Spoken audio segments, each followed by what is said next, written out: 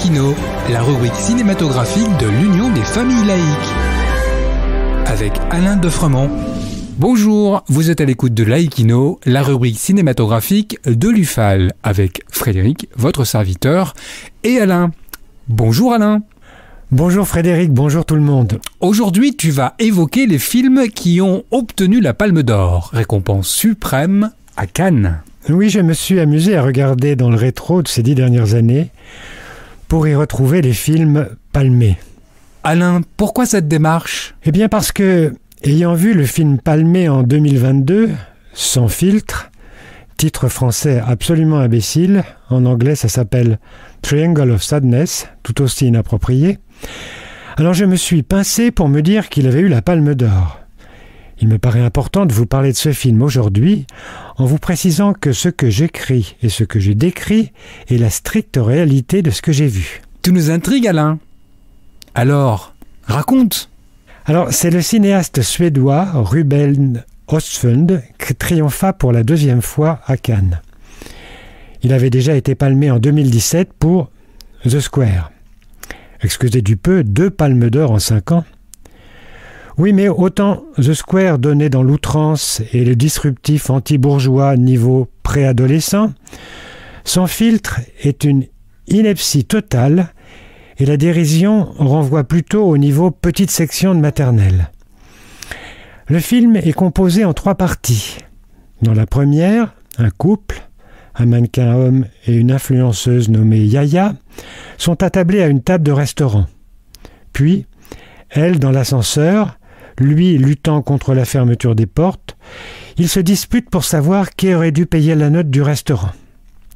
Eh bien, oui, ce n'est pas forcément l'homme. Quelle audace! Mais ça a duré 20 minutes. J'en tremble encore. Seconde partie. Nous voici sur un bateau de croisière de taille modeste, mais ruisselant de fric. Les passagers, notre couple de la première partie, des oligarques russes et d'autres gens, pleins d'argent, qui pour tromper leur ennui demandent au personnel de plonger dans la mer via le toboggan d'évacuation d'urgence, ou bien se plaignent de la vision d'un employé torse nu, diable, qui est immédiatement licencié. Quelle horreur! Quelle audace au niveau de la lutte des classes! Et alors ce n'est pas tout, le commandant ivrogne invétéré ne daigne sortir de sa cabine que pour le traditionnel dîner du commandant.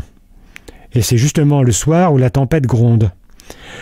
Pendant que les passagers vomissent partout dans le bateau, que les toilettes des somptueuses cabines débordent, le commandant et un homme richissime échangent des citations marxistes en se bourrant la gueule. C'est le moment intello, le marxisme pour les nuls. Je vous assure que tout cela est vrai. Troisième partie. Après une attaque des pilotes à la grenade, le bateau explose et quelques rescapés se retrouvent sur une île déserte. Parmi eux, 2 membres d'équipage, dont la responsable en chef du nettoyage des toilettes, qui, grâce à son origine sociale, bien sûr, s'est pêché, allumé un feu, et devient donc le commandant des friqués. Quelle audace! On n'avait jamais été aussi loin dans l'inversion des rôles.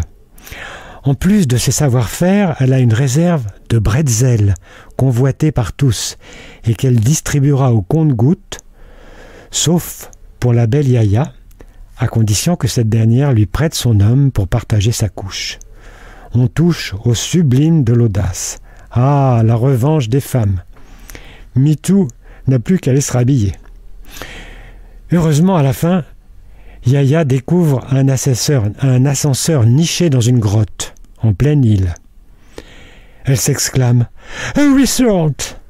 Et comme par magie, elle va revenir au rang social de l'influenceuse qu'elle était. Mais allez, je vais vous faire languir.